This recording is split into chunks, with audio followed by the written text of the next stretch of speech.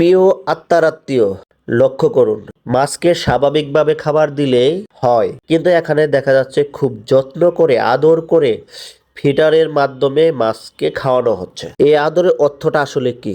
মাছটা যত বড় হবে, যত সুস্থ হবে, শেষ পর্যন্ত কিন্তু সে মাছটাই মালিকের পেটেই যাবে। আদরটা এখানে নিঃস্বার্থ নয়, লক্ষ্য ভিত্তিক।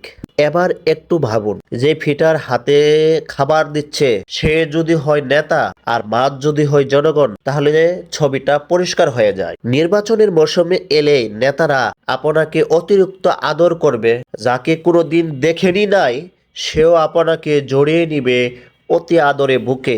যে কখনো মসজিদে যায়নি সে পাঞ্জাবি টুপি পরে বুট চাইতে আসবে আপনাদের কাছে। চা, নাস্তা, খাবার, সিগারেট, নানান প্রতিশ্রুতি দিয়ে কাছে টানবে। তখন মনে হবে এরা বুঝি আমাদেরই লোক, আমাদেরই জন্য কাজ করবে। কিন্তু নির্বাচন শেষ হলে সেই আদরের রূপ বদলে যায়। তখন আর মানুষ থাকে না, হিসাব মিলাইতে থাকে কিভাবে পেট ভরতে পারবে, জনগণের রক্ত চষতে পারবে। তখন জনগণই হয়ে যায় ভোগের বস্তু।